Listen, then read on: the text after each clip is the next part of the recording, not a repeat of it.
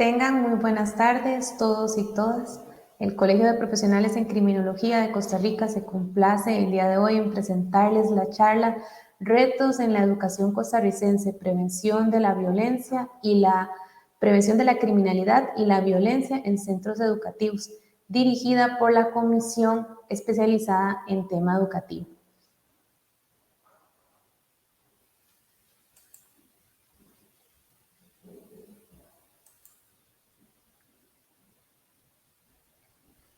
Buenas tardes.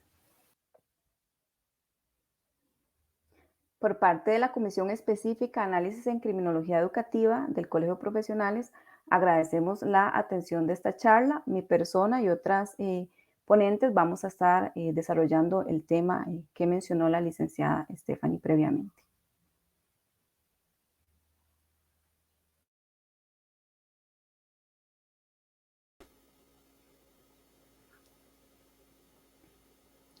Contamos con la participación de la licenciada en Enseñanza del primer y segundo ciclo, licenciada en Educación Cívica, con 30 años de experiencia en el campo de la educación, Rosalena Picado Rivera. Cordial saludo. Muy buenas tardes, un placer. Participa también otro miembro de la comisión, la licenciada en Criminología, Magali Campos Quesada, su coordinadora de dicha comisión. Cuenta también con un bachillerato en Enseñanza de la Educación Física y es funcionaria pública, se desempeña en labores policiales. Muy buenas tardes. Es para mí un gusto estar acá y brindar un pequeño aporte desde la comisión hacia el público general. Participa también la licenciada en Criminología, Jennifer Fonseca Freer. Ella cuenta con una licenciatura también en Gerencia en Recursos Humanos, es docente universitaria, codirectora del Instituto Polimático de Costa Rica y es agente de operaciones policiales del Ministerio de Seguridad Pública. Buenas tardes, bienvenidos a todas las personas que nos van a acompañar esta tarde y pues deseamos que la ponencia sea de mayor provecho para todos nuestros oyentes. Su servidora, Karen Coto Serrano, yo soy licenciada en Criminología, coordinadora de la Comisión Educativa.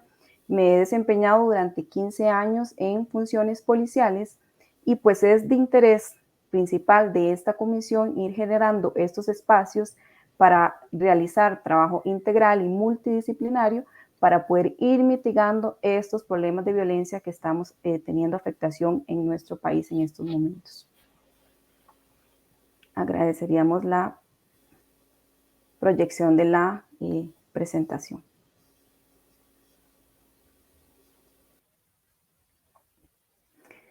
En conmemoración del Día Internacional de la Educación, hoy 24 de enero, el cual fue proclamado por la Asamblea Nacional de las Naciones Unidas, en sus siglas UNESCO, cito textual, en celebración del papel que la educación desempeña en la paz y el desarrollo, es que comisión realizamos este desarrollo del tema. Retos de la educación costarricense, prevención de la criminalidad y violencia en los centros educativos. Podemos definir educación como aquella transmisión, introyección de aprendizajes, de valores, los cuales nos van desarrollando una capacidad a nivel intelectual y moral que a través del tiempo podemos adquirir de forma formal o informal.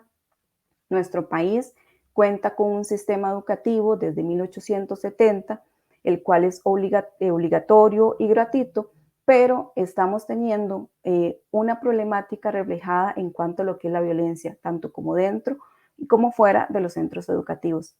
Para desarrollar más este tema, le cedo la palabra a la licenciada Magali Campos Quesada. Bueno, muy buenas tardes nuevamente. Si gusta, me pueden pasar la siguiente diapositiva. A continuación vamos a ver dos gráficas iniciales. Son un estudio de la Universidad de Costa Rica en colaboración a los programas de las Naciones Unidas para el Desarrollo de América Latina y Caribe, efectuado en octubre de 2022. Este estudio fue efectuado a 1.222 personas, todas de 18 años en adelante. Y más que todo, estos estudios o estas dos gráficas que vamos a presentar, lo que tratan de brindarnos en datos es la percepción ciudadana con respecto a la problemática país y la situación ciudadana con respecto a la percepción de la seguridad. ¿Por qué sacamos estos datos tan generales o por qué se considera que es importante? Bueno, John Dewey, que es el creador de la pedagogía pragmática, crear haciendo y aprender haciendo, refería que la escuela era un microcosmos en la vida social. ¿Qué podemos interpretar con esto? Bueno, que los centros educativos son una pequeña muestra de nosotros como comunidad o de nosotros como país. Entonces, ¿cómo nos reflejamos como sociedad? Nos va a decir cómo se reflejan los chicos en los centros educativos. En la primera gráfica, las personas encuestadas hablan que las principales problemáticas del país es el alto costo de la vida, el mal estado de la economía, el desempleo, la inseguridad, la corrupción, la pobreza, la desigualdad. Si me puede pasar a la siguiente diapositiva. En esta gráfica se habla de la percepción de la seguridad y a grandes rasgos lo que se podría determinar en esta es que las personas entrevistadas refieren sentirse relativamente más seguras dentro de su comunidad, pero el pico de inseguridad aumenta conforme sale de su comunidad. Entonces, ¿cómo podemos comparar esto con nuestros centros educativos? Bueno, conocer qué tan seguros se sienten nuestros hijos o los estudiantes inmersos en el sistema educativo y cuáles son las principales situaciones que estén afectando los centros educativos. Posiblemente la falta de desempleo, la desigualdad, la brecha entre las oportunidades entre un centro educativo y otro puede estar calando. Ahora, para entrar un poco más en materia, si me pasan a la siguiente diapositiva. Este cuadro comparativo es aportado por el Departamento de Estadística e Investigación del Ministerio de Educación Pública y hace un comparativo 2018, 2019 y 2020. ¿Qué podemos rescatar de este cuadro? Bueno, aquí en este cuadro estamos observando cuáles son los tipos de violencia que se están dando en los centros educativos. Acá vemos que hay violencia física, psicológica, verbal, escrita, sexual, violación sexual, abuso sexual, relaciones impropias, explotación sexual comercial y muchas otras manifestaciones de violencia. También podemos comparar el año 2018 y 2019. En estos cursos lectivos, pues las lecciones transcurrieron con normalidad. Aún no estaba la emergencia nacional de COVID-19 y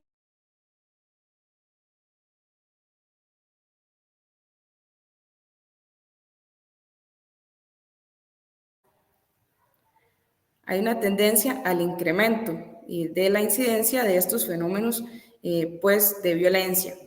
A comparación del 2020, que sí se disminuye considerablemente, pero hay que tomar en cuenta la referencia histórica. Bueno, en el 2020 ya se dio la emergencia nacional de COVID-19, se empezaron a dar la suspensión de lecciones, se empezó a dar la virtualidad o la metodología combinada de educación y a pesar de este distanciamiento social se dieron cifras de manifestaciones de violencia. ¿Qué podemos resaltar en este 2020? Bueno, que la modalidad del ciberbullying se empezó a manifestar en nuestra población educativa. Y nada más como para aclarar un poco, bueno, el ciberbullying es el acoso estudiantil que se está dando a través de los medios digitales, de los medios electrónicos, de las redes sociales, como el WhatsApp, Facebook, Instagram. Entonces ya aquí vemos que hubo un pico, una alza en este tipo de violencia. Pasamos a la siguiente diapositiva.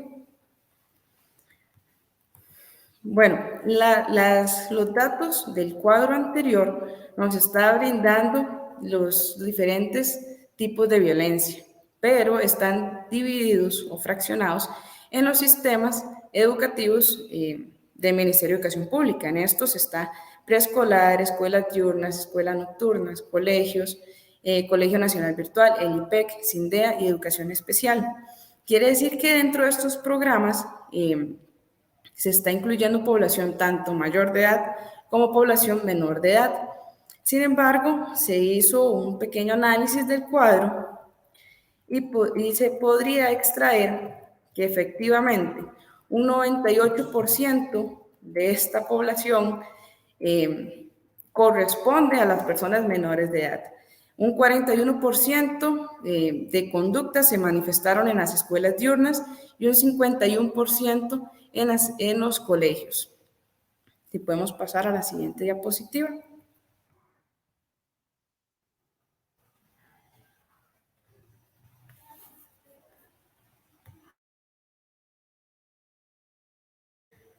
No, la anterior. Esa. Ok, ahora en este otro cuadro podemos ver los tipos de violencia que se están presentando en centros educativos, pero ahora va de los estudiantes hacia los docentes.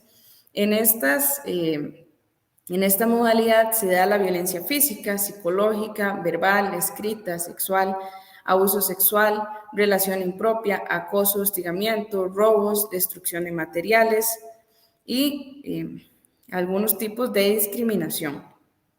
De igual manera, como en el cuadro tras anterior, se observa el incremento entre el 2018 y el 2019 y no se logra achacar los índices en el 2020, a pesar de pues, todo el contexto que hubo con la pandemia.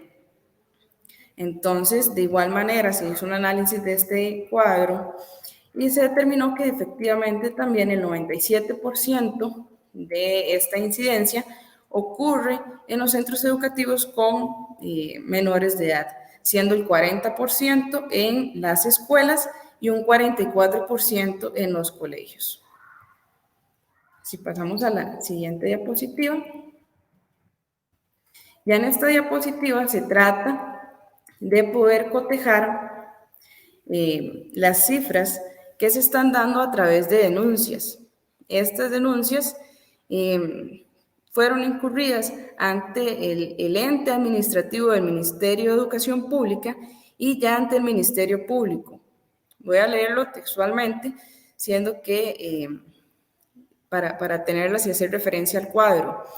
Esta información tomada de la Contraloría de Derechos Estudiantiles fue sustraída de medios de comunicación nacional. Se dice que hubieron 217 casos por bullying, 488 casos de violencia entre estudiantes y 18 casos de tiroteo, que de los últimos 4 años, el 2022 fue el que impactó con mayor cantidad de casos.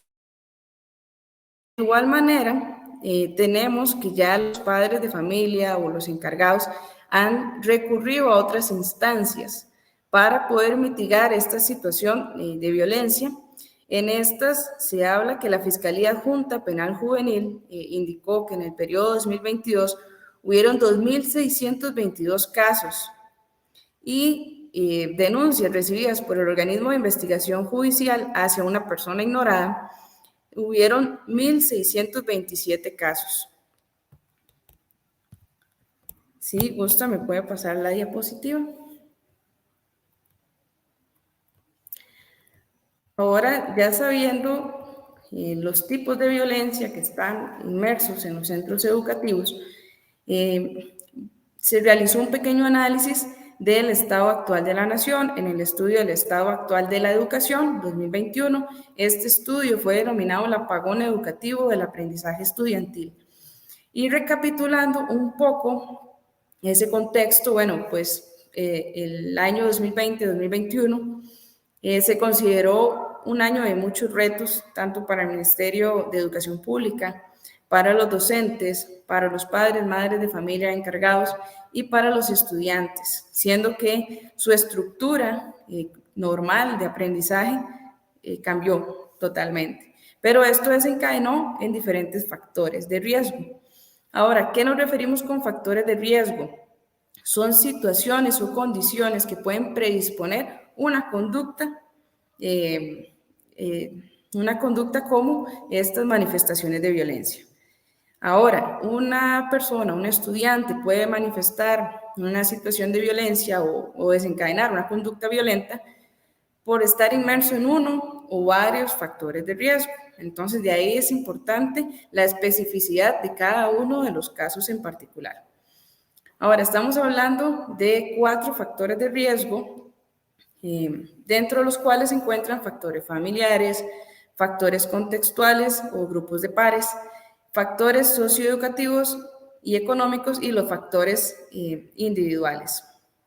Acá se mencionaron algunos que se encuentran. Dentro de los factores familiares está el bajo nivel económico, actividades de inadaptadas de los padres, estilo educativo ineficaz, baja supervisión o control, entre otros. Dentro de los factores contextuales de pares son conductas agresivas en clase, rechazo entre los iguales, asociación con iguales desviados. A esto nos referimos a la teoría de asociación diferencial, de que esta conducta desviada es una conducta inadaptada a las normas sociales informales que contamos como sociedad. Si pasamos a la siguiente diapositiva, ya para finalizar, acá estamos hablando de los factores socioeducativos y económicos, dado al insuficiente rendimiento escolar, poco desarrollo de habilidades básicas, profundización de las brechas de acceso. Recordemos que que hubieron estudiantes que la situación de la pandemia les dificultó el proceso de enseñanza, el proceso de aprendizaje, no tenían acceso al internet, inclusive a los servicios básicos de alimentación. No había una equidad entre un centro educativo rural y un centro educativo urbano, entre otro tipo de situaciones que también pues afectaron la parte socioeducativa y económica. Hay factores también ya individuales, que es pobres destrezas en el manejo de conflictos, ataques de iras, pobres habilidades sociales, acceso a armas, experiencias de humillación o rechazo, entre otro tipo de factores de riesgo, que más adelante la licenciada Karen Coto va a profundizar. Si pasamos a la siguiente diapositiva. Gracias, Magali. Estos estudios pues, nos indican claramente que ha habido un aumento en las expresiones de violencia que posiblemente no hayan cambiado o hayan variado, pero licenciada Rosa, con relación a su experiencia desde la parte educativa, ¿ha percibido algún tipo de cambio conductual en la población educativa? A lo largo de los años se han podido denotar cambios conductuales en los estudiantes. Por ejemplo, en mi experiencia, tuve a cargo un grupo de lo que en su momento se denominó aula abierta. Eran estudiantes, era una población de 12 a 18 años de edad. La mayoría habían desertado del sistema educativo formal. Para poderlos acercar al sistema educativo, el Ministerio de Educación abrió el programa. Incluso había que buscarlos por medio de, ¿qué les puedo decir? Visitando las comunidades, pegando panfletos en las pulperías y en los comercios de la localidad y acercándolos a la institución educativa, en este caso una escuela de educación primaria, en un horario diurno, inmersos con el resto de la población educativa, que eran niños que estaban desde preescolar hasta 6º grado. Esta población obviamente no se adaptaba en su momento. Podíamos ver situaciones de violencia, eran chicos que ya de una u otra manera habían tenido vivencias en la calle, que habían estado expuestos a drogas, alcoholismo, a situaciones de violencia, a actos delictivos, y volverlos a acercar a una institución con niños pequeños era un poco difícil. Gracias a Dios, el programa funcionó, se fueron graduando muchos chicos. En ese caso, recuerdo que al menos mi persona graduó como a 120 estudiantes más o menos. Con el paso de los años, el ministerio transformó el programa y le llamó ahora Aula Edad, y es un programa que lo que trata es de establecer una nivelación del estudiante que se queda rezagado en edad y que está en riesgo de desertar. Entonces, estos estudiantes se nivelan y al final logran su título de 6º grado al mismo tiempo que el resto de chicos con quienes empezó el sistema educativo. Entonces, sí, las situaciones de violencia han venido disminuyendo en la escuela primaria. Sin embargo, existe un desfase en secundaria, ya que hemos visto que en los últimos años las situaciones de violencia son extremas, incluso hasta con la aportación de armas hechizas, y que se da la violencia no solo a nivel individual, sino también a nivel grupal, cosa que todo creo que tiene una solución, pero tenemos que actuar como sociedad. Entonces finalizo así como poniendo una reflexión de que está en manos de todos crear ese cambio. Muchísimas gracias, licenciada. Le cedo la palabra a la licenciada Jennifer Fonseca Frío.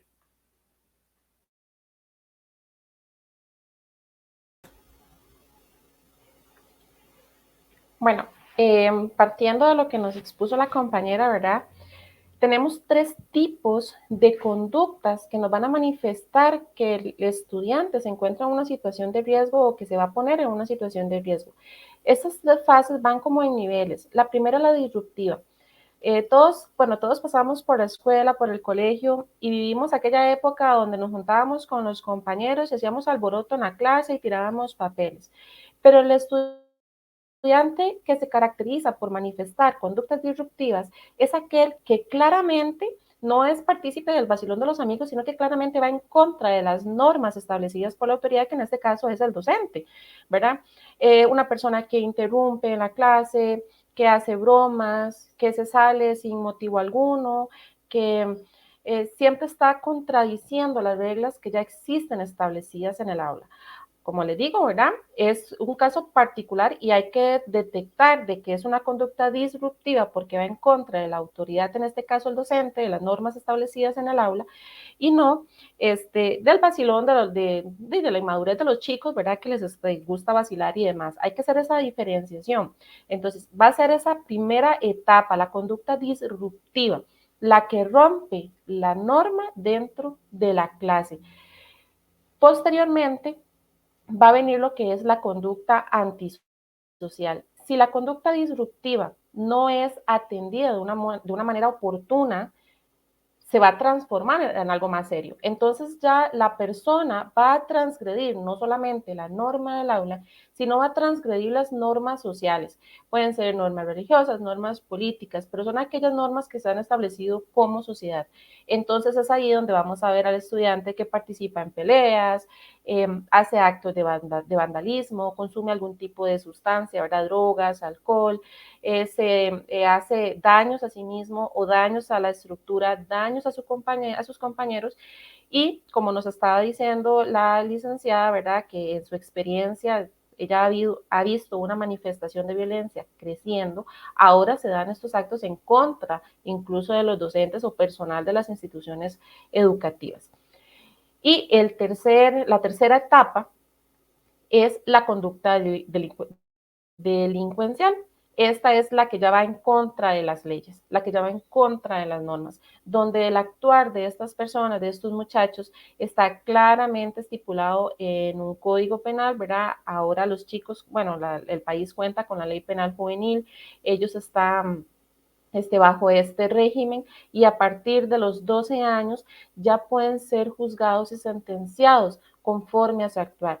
Y muy importante en esto, que los padres, ahorita vamos a ver un poquito de lo que es la triada, ¿verdad? La participación de los padres en este juego de prevención que tenemos que tener con los muchachos. La participación de los padres también es muy importante, no solo en la parte preventiva, sino también en la parte sancionatoria.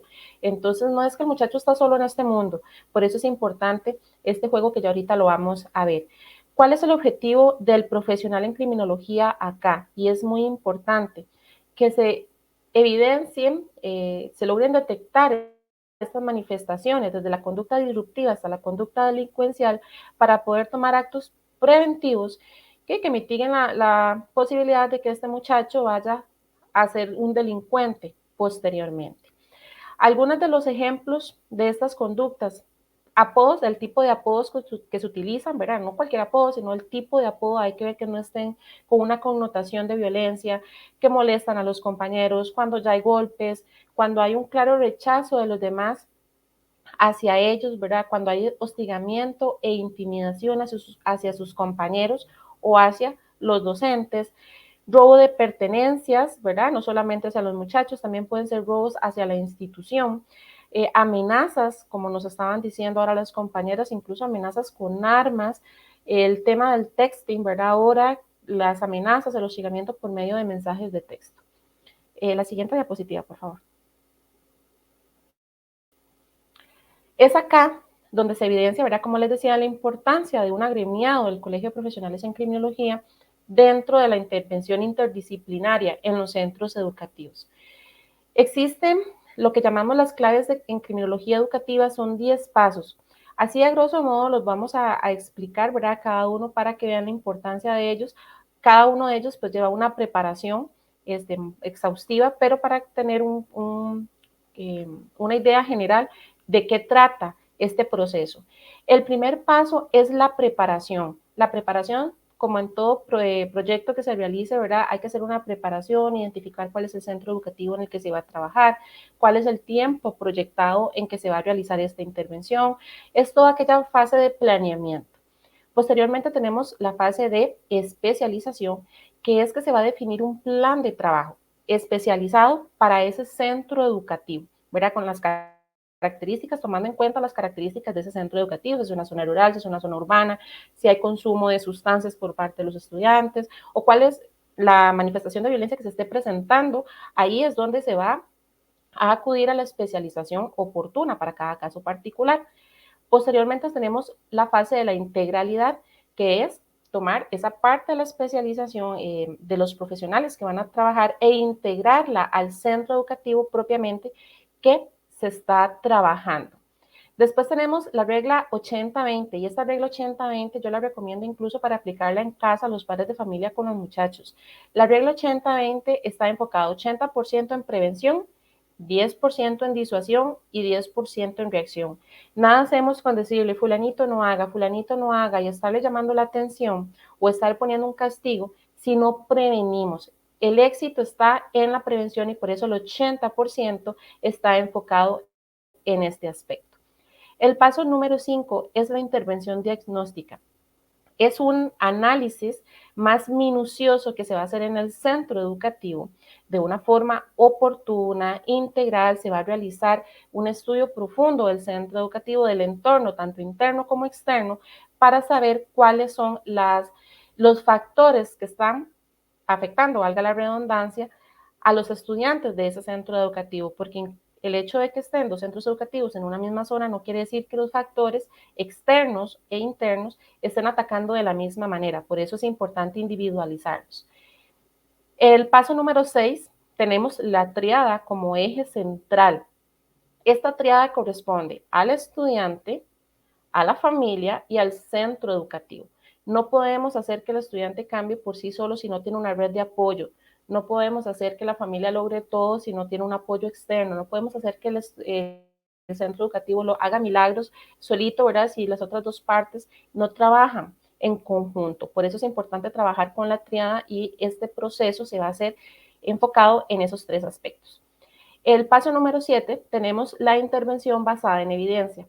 No podemos trabajar bajo suposiciones o simplemente con lo que vemos y percibimos de una manera muy subjetiva. Tenemos que tener evidencia para poder decir el problema es este y para eso se utilizan diferentes herramientas, baterías de trabajo y demás para poder decir, ok, según la investigación que se realizó, este es el problema. Acá está, así como nos presentó la compañera las estadísticas para poder evidenciar cuál es la problemática que se está dando. Eso es lo que tenemos que hacer en cada centro educativo en particular para saber cuáles son los indicios o las manifestaciones de violencia que se presentan, pero basado en evidencias, no en suposiciones, ¿verdad? O en lo que dicen las personas que está pasando. Hay que evidenciarlo. El paso número 8 son los protocolos de actuación, ¿verdad? Ya identificado el problema, vamos a poner la estrategia en marcha, ¿verdad? Ya es aplicar la estrategia. El paso número 9 es hacer un expediente por estudiante, por alumno, ya que cada uno va a tener un actuar diferente, aunque lo hagan en grupos, cada uno tiene una participación distinta y tenemos que darle un seguimiento individualizado. Y el paso número 10, igual la ficha técnica y la bitácora, es ese seguimiento que le vamos a dar al centro educativo según las estrategias que hemos aplicado, las intervenciones que se han realizado y cuáles son los pasos siguientes que vamos a realizar. Por eso es importante llevar todo registrado. La siguiente diapositiva, por favor. Y como les estaba mencionando, un aspecto muy importante dentro del modelo integral e interdisciplinario que se quiere trabajar en los centros educativos está la triada, ¿verdad? Familia, alumnos, centro educativo. Eso es un trabajo multidisciplinario. Se necesita de profesionales en diferentes áreas, ¿verdad? Para poder trabajar con los muchachos, para identificar los problemas, darles un seguimiento y verificar cuál es el tratamiento que cada uno de ellos requiere. Pero se necesita la participación tanto de la familia como de los centros educativos. Lamentablemente estamos en una sociedad donde en muchos casos las familias no son tan colaborativas en este proceso de participación, porque las mismas familias se dedican a delinquir, a vender droga, entonces los estudiantes están creciendo en ese mundo. Entonces tenemos todavía que hacer un esfuerzo aún mayor y buscar cuál va a ser la red de apoyo de estos muchachos para que ellos tengan un círculo de amor, de acompañamiento, para que no tengan que pasar por todo este proceso solitos, ¿verdad? Y si el centro educativo va a hacer esa red de apoyo, entonces con muchísimo más razón tenemos que reforzar los centros educativos. La siguiente diapositiva. Licenciada Jennifer, licenciada Rosa Elena, acorde a su criterio, ¿cómo han sido los resultados de los mecanismos o de los protocolos? Que sabemos que el Ministerio de Educación Pública cuenta con protocolos, cuenta con un equipo interdisciplinario, pero ¿qué criterio tiene usted sobre el trabajo que se ha venido haciendo? ¿Cuál es ese trabajo o resultados que se han venido obteniendo por parte de la institucionalidad? Bueno, a mi criterio, el Gobierno de la República, a través del Ministerio de Educación Pública, ha realizado un gran esfuerzo en la prevención de la criminalidad y de la violencia. Para nadie es un secreto que se ha estado trabajando protocolos para promover la sana convivencia en los centros educativos. Se tienen comités institucionales que abordan las temáticas específicamente. Se tienen los protocolos de actuación para diversas situaciones. En ese caso, cualquier persona podría decir, ¿para qué tienen tanto protocolo si todavía se siguen dando los problemas? Pero nosotros, por ejemplo, contamos con el protocolo del bullying contra la población LGTB, el protocolo de atención del embarazo y maternidad en adolescentes, el de bullying específicamente, el de hallazgo, tenencia, consumo y tráfico de drogas, que es muy importante, el de hallazgo, tenencia y el uso de armas. En ese uso de armas les estoy diciendo que no necesariamente es porque vamos a esperar que un chico llegue con un revólver a la institución, sino que se han dado casos más que todo en colegiales que incluso extraen de los pupitres los tornillos y eso los utilizan para salir y molestar en los recesos. El riesgo por tentativa de suicidio, el protocolo para las situaciones en caso de discriminación racial y xenofobia, el de trata de personas y el protocolo que va a enfocarse directamente a lo que sería la violencia física, psicológica, sexual, acoso. Estos protocolos cuentan con una ruta de atención específica, que es una especie de folleto desplegable que viene ya como más resumido para que los centros educativos puedan hacer un abordaje específico.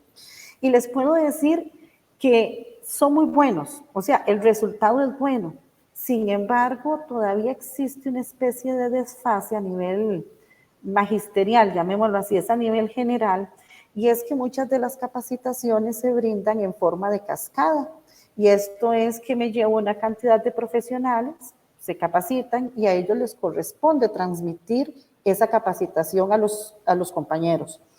Lamentablemente mucha información se pierde, sería como cuando hablamos del teléfono roto, de que si yo empiezo a pasar la información para que otro la pase y otro la pase, hay aspectos muy importantes que se pueden perder. Lamentablemente hay funcionarios que se pensionan, otros funcionarios cambian de institución, de circuito, otros pueda que se acojan a una licencia y lamentablemente esa información se puede perder.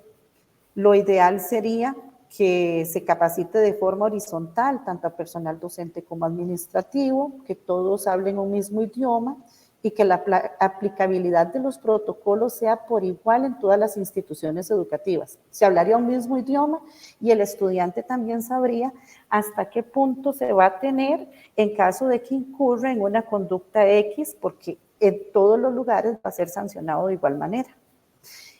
Finalizo nada más como diciéndoles, considero muy importante lo que se expuso en este momento.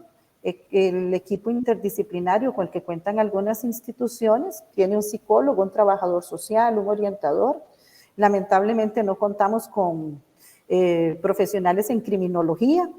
Hay instituciones que solamente tienen orientador y otras ni siquiera cuentan con un profesional en estos ámbitos. Entonces, estamos hablando que tanto el director como el personal docente quedan atados de manos muchas veces para poder actuar en casos de violencia y de criminalidad. Muchas gracias. Muchísimas gracias, licenciada.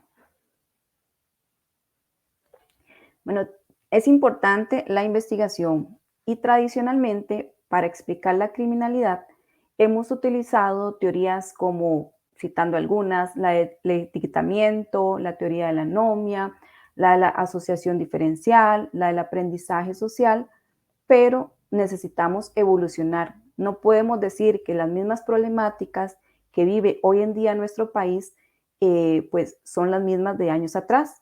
Y estas teorías, si bien es cierto, nos pueden dar resultados relevantes o dar algunas ideas o perspectivas, es interesante conocer cuáles otras nos pueden ir más bien ajustando a la realidad. Algunas de estas teorías, por citar algunas, tenemos el modelo del triple riesgo delictivo. ¿Qué nos indica esta teoría? Que las personas tienen 3 riesgos para delinquir, es decir, tienen 3 elementos los cuales se pueden enlazar y derivar algún tipo de conducta antisocial o delictiva, ya sea que cuente con algún riesgo de tipo personal, que las carencias sociales también sean parte de, y la oportunidad. ¿Cómo podemos ver esto reflejado en los centros educativos? Bueno, tenemos un alumno con algún factor de riesgo o con varios factores de riesgo, ingresa al centro educativo y pues ahí tal vez al hacer sus procesos de socialización se une tal vez algún compañero o grupo con algún liderazgo negativo y en dado momento se les presenta la oportunidad para detonar alguna conducta de tipo disruptivo y ya pues si se exacerba a antisocial o delincuencial. La criminología del desarrollo nos refiere al estudio de aquellos cambios que se han producido en el individuo a lo largo de los años en cuanto a su conducta. Es decir, que nos va a determinar qué factor en específico y en qué momento de su evolución como ser humano se detonó y el por qué de verdad desencadenó la conducta de tipo delincuencial o disruptivo. En el centro educativo aplica igual. Podemos tener chicos, chicas que tal vez desarrollan algún tipo de conducta que se eleva al sistema penal, pero ya cuando llega la adultez, pues ya no, ¿verdad? Ya no forma parte de este tipo de sanción. Entonces, la criminología del desarrollo nos explica eso. ¿Cuál es la evolución que ha tenido la persona y qué factor va a determinar que desencadene una conducta de este tipo? Y la criminología del paso al acto, que esta nos dice que individuos que aunque tengan tal vez los mismos factores de riesgo, hay algo que nos dice que uno sí va a desarrollar la conducta y otro no. Posiblemente, por darles un ejemplo, tenemos al sujeto A y al sujeto B, ambos padres de familia, están sin un trabajo, pero uno de ellos sí decide cruzar la línea de la norma y delinquir. Entonces, ahí es importante determinar qué fue lo que lo originó. Posiblemente el sujeto que no transgredió la norma pudo controlar sus impulsos o se le fortaleció algún factor protector que hizo que se mitigara o se contuviera la conducta. Siguiente, por favor. Cuando hablamos de prevención de la criminalidad y la violencia, es importante determinar cuáles son aquellas causas que la originan. La violencia es multicausal, ¿verdad? Y es importante determinar aquellas estrategias que sean específicas para el problema que tenemos. ¿Qué definimos como criminalidad? Bueno, aquel conjunto de acciones de tipo antisocial, de tipo delictivo, que van en contra de las normas jurídicas y sociales. Tenemos diversos tipos de prevención, ya sea que se dé de forma proactiva o reactiva. Cuando hablamos de prevención proactiva, son todas aquellas acciones que vamos a realizar para anticiparnos a que suceda el hecho, que suceda el acto delictivo o aquel acto que nos va a generar una consecuencia. Y la prevención reactiva, que es aquella que vamos a ejecutar, aquellas acciones que vamos a realizar cuando ya se nos detonó el problema, ¿verdad? El hecho delictivo, el conflicto. Sabemos hoy en día que la inseguridad en nuestro país va en crecimiento, aumentan los homicidios, el crimen organizado y el narcotráfico pareciera que tienen un crecimiento, una evolución. Inclusive el ciudadano, como ciudadanos ya no tenemos ni paz para ir a algo tan simple como es el supermercado. ¿Por qué? Porque podemos correr el riesgo de ser víctimas colaterales de alguna balacera, víctimas de un robo, de algún asalto, de algún bajonazo. Y no podemos asegurar que con más penas carcelarias, con más sanciones punitivas, vamos a disminuir la incidencia criminal. ¿Qué es lo que requerimos? Requerimos una integralidad, es decir, la unificación de todos los campos de acción a nivel educativo, a nivel económico, a nivel político, a nivel jurídico, a nivel social. Es decir, que el Estado debe procurar la creación de una política criminal integral, la cual tiene que ser multidisciplinaria, tiene que incluir a todos los profesionales de las ciencias policiales y criminológicas, tiene que incluir programas, oportunidades laborales, una economía, una igualdad para la población, porque si no, entonces no vamos a ver resultados positivos. Y tengamos claro que si queremos un entorno de paz y seguro a nivel país, pues vamos a tener que proyectarnos resultados posiblemente a mediano o largo plazo. Pero si no logramos una integralidad de todas aquellas políticas públicas que ya tenemos, integrarlas en una sola y que sea un trabajo multidisciplinario, pues posiblemente vamos a ir más bien en un detrimento de lo que es la inseguridad ciudadana. Siguiente, por favor. Cuando referimos prevención de la violencia en centros educativos, es importante determinar cuáles son aquellos factores de riesgo, como bien lo expuso la licenciada Jennifer. Identificar cuáles son aquellos también factores protectores, es decir, qué es aquello que me ayuda a mí más bien, no es un riesgo, sino más bien es algo positivo. Reconocer cuáles son aquellas principales expresiones de violencia, que bueno, ya las estadísticas nos dicen cuáles son, determinar cuál es el efecto que éstas tienen y, acorde a ellas, permitir establecer estrategias específicas. ¿Para qué? Para darle un tratamiento individualizado, pero para ello tenemos que hacer un diagnóstico basado en evidencias, un diagnóstico que tenga validez científica, verídica, ¿verdad? También. Es importante entender, recalco lo que indicó la licenciada Jennifer, no es lo mismo decir que, no podemos decir más bien que los conflictos que se den en un centro educativo, inclusive a otro que tenga más cercano, van a ser los mismos. ¿Por qué? Porque pueden variar los factores de riesgo y es muy importante cuál va a ser la influencia que van a tener estos en la población estudiantil.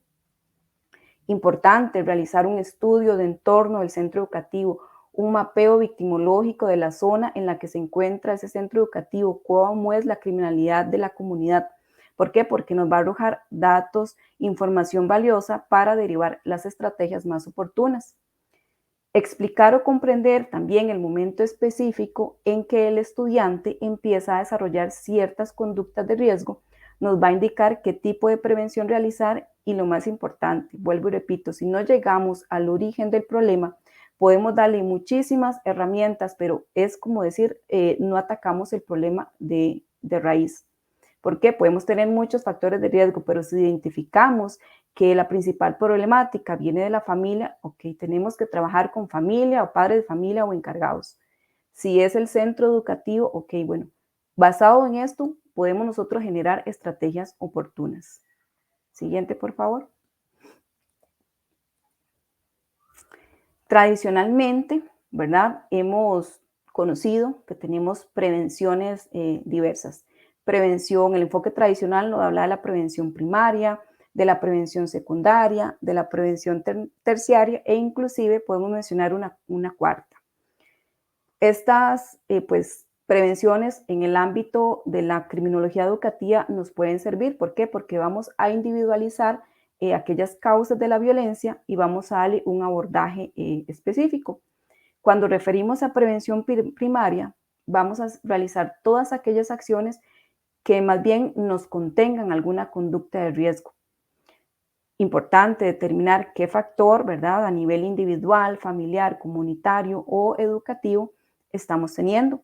Y acorde a ello podemos trabajar control de las emociones, desarrollo de habilidades, destrezas, promover relaciones de igualdad e inclusión, darle técnicas de autocuidado, realizar actividades de participación ciudadana, inclusive alianzas con la comunidad, la recuperación de espacios públicos, son algunos de los ejemplos de estrategias que podemos implementar dentro de la prevención primaria, que esta debe ser nuestro foco principal. ¿Por qué? Porque no queremos que se nos exacerben las manifestaciones de violencia, sino que más bien buscamos contenerlas, mitigarlas.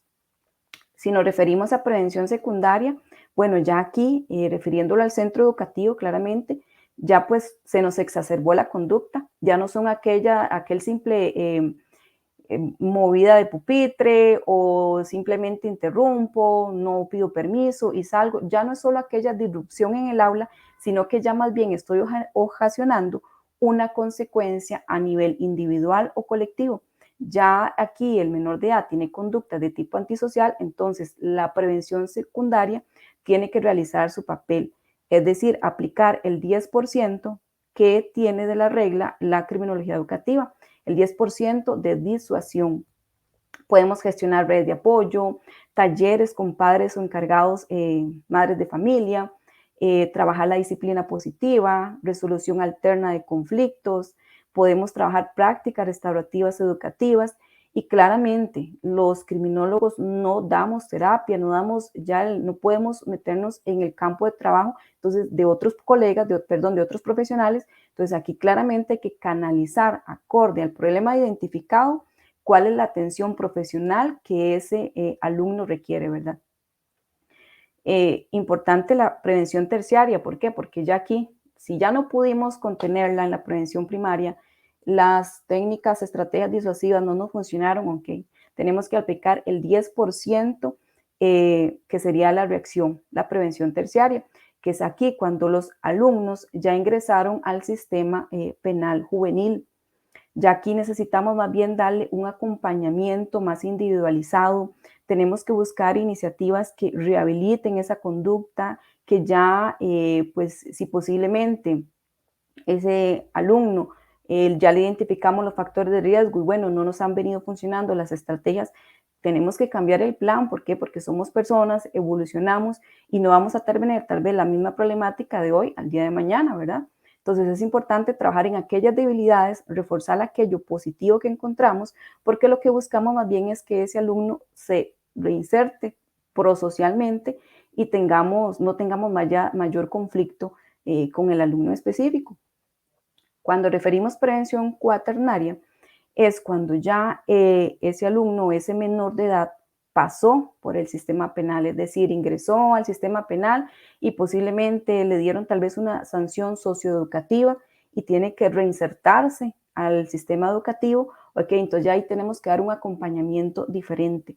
Ya la red de apoyo tiene que dar mayor atención y contención porque ya ese menor de edad viene, por decirlo algo, de la sanción penal juvenil a ingresar al centro educativo. Entonces, más aún debemos reforzar todas aquellas factores protectores positivos, la resiliencia, para que sea una persona que se reinserte ya a la sociedad cuando su edad lo corresponda, de una forma sana y tenga una convivencia ajustada a las normas del contrato social. Siguiente, por favor. Con esta también nueva prevención podemos referir 3 que nos pueden ser de mucho interés para poder aplicarlo al trabajo del profesional en criminología que vaya a ser dentro de los centros educativos. Es importante la prevención social o conocida como a través del desarrollo social. ¿Por qué? Porque busca la intervención con proyectos específicos en temas de empleo, educación, cultura, violencia de género. Es decir, que este tipo de prevención nos va a reducir factores de riesgo, de exclusión inclusive, que aparecen en la violencia. Ocupamos integrar a la familia, la parte económica, la parte educativa, reducirle las oportunidades al delito. Refiriendo a la prevención comunitaria, bueno, priorizar cuál es la problemática dentro de la comunidad. Aquí necesitamos fomentar la participación, la organización a nivel de espacio local. Las municipalidades cuentan con programas, con profesionales en diferentes áreas, entonces es de ahí donde también podemos acercarnos, necesitamos conformar redes de apoyo dentro de la misma comunidad.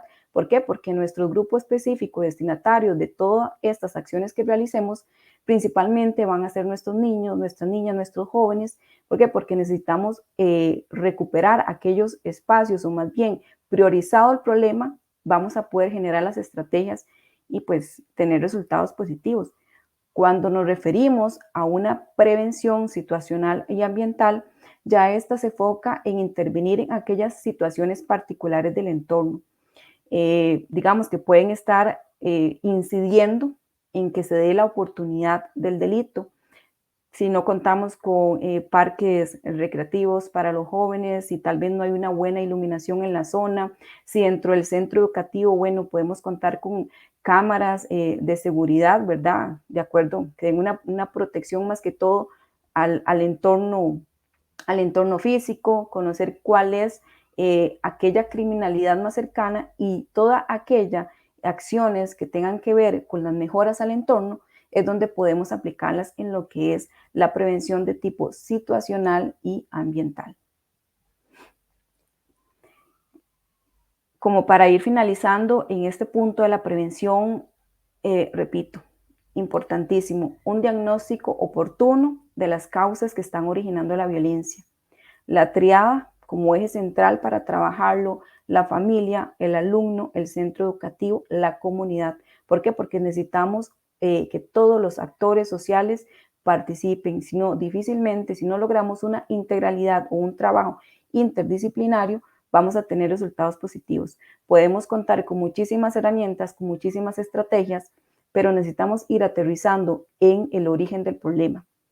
Claramente hay que hacer evaluaciones periódicas del trabajo que estamos realizando. ¿Por qué? Con el fin de reforzar aquellos procesos que sí nos han venido funcionando, o más bien ir diciendo, bueno, esta estrategia no me funcionó, esta sí, e ir descartando más bien todo aquello que sí nos genere pues espacios y entornos sanos y seguros, que es lo que creo que la mayoría buscamos para nuestros niños, niñas y adolescentes y la población en general.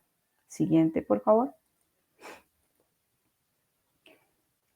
Licenciada Rosalina, desde su expertise y pues siguiendo un poquito la secuencia de la ponencia, ¿cuál considera usted es una propuesta viable, verdad, y oportuna para mitigar, para contener, y la utopía, que podríamos decir erradicar la violencia en los centros educativos? ¿Por qué? Porque muchas veces el centro educativo más bien es el único factor protector con el que cuenta ese alumno.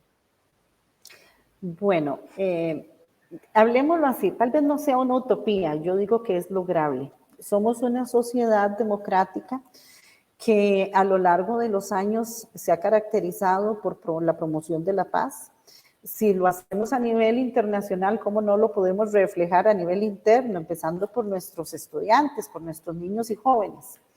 Es importante tal vez recalcar que lo más viable en una propuesta es que el gobierno de la República y no solo el Ministerio de Educación hagan una revisión de ciertas estrategias y de cierta legislación y de ciertos reglamentos que hasta cierto punto han atado de manos a la sociedad, lógicamente siempre en pro, ¿verdad?, de salvaguardar los derechos de los menores, pero cito la ley para prevenir la revictimización y garantizar los derechos de las personas menores de edad en el sistema educativo costarricense, la ley 9999.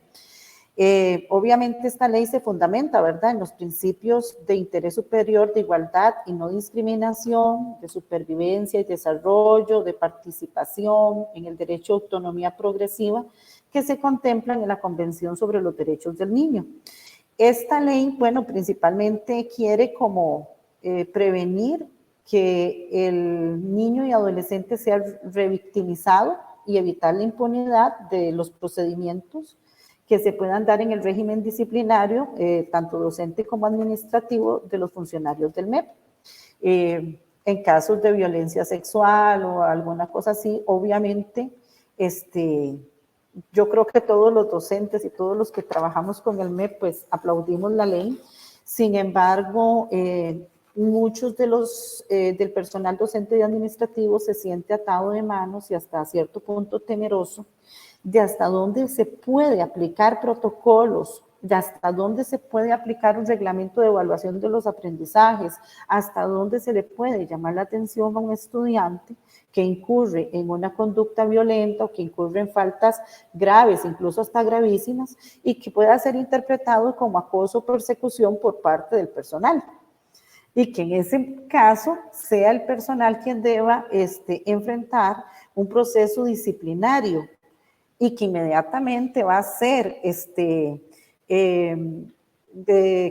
quitado de su puesto de trabajo y reubicado en otro lugar mientras el proceso sea resuelto. Creo que la utopía como tal es algo viable. Yo siento que la violencia la podemos erradicar si todos hablamos de verdad, como les decía ahora, un mismo idioma, si todos luchamos hombro a hombro por una sana convivencia a nivel interno en nuestro país, una convivencia sana que empiece en el hogar, que se refleje en las instituciones educativas y que la podamos poner en práctica en las sociedades, tanto a nivel comunal como a nivel nacional. Ejemplo, la violencia en carretera. Ejemplo de esto, la violencia a la que nos enfrentamos día a día con una persona a quien se le puede decir un simple buenos días y no te responde. Siento que hay que reforzar la parte educativa y también hay que reforzar un poco la comunicación, tanto lineal hacia los padres de familia como para el personal docente. Y finalizo como reiterando la importancia de la capacitación, tanto del personal docente como administrativo en general, al respecto de las legislaciones vigentes, de los protocolos vigentes, donde todos actuemos de igual manera. Creo que no queda mucho por decir. Somos una nación y como tal tenemos que seguir pasos conjuntos. Muchísimas gracias, licenciada. Por parte de redes sociales le agradecemos el comentario a la Asesoría para Entornos Seguros y a Franz Villalobos también. Importante retomar, ¿verdad?, que esto es un trabajo, pues tal vez una labor titánica, compleja, ¿verdad?, porque tenemos que tocar 4 ejes muy grandes: familia, el alumno, el centro educativo, que incluye claramente al personal docente, y pues la comunidad. Más sin embargo, pues es una tarea que nos proponemos los profesionales que nos hemos especializado o tenemos nuestro enfoque hacia la parte educativa, y creo que es ir generando espacios como estos, pero lo principal, tenemos tal vez mucho trabajo teórico, pero necesitamos ya irlo poniendo en práctica. Agradezco por mi parte la participación. No tenemos más comentarios en redes ni preguntas por el momento, entonces estaríamos con la charla.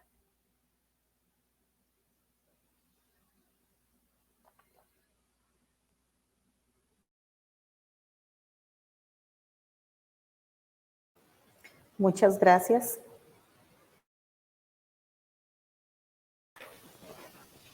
Ahora sí, muchas gracias a todos y todas por ser parte del desarrollo profesional de parte del Colegio de Profesionales en Criminología. Un gran agradecimiento a la licenciada invitada, a las licenciadas partes de la Comisión Educativa y a todos por estar presentes. Quedamos a la orden. Buenas tardes. Buenas tardes. Muy buenas tardes. Muchas gracias. Buenas tardes.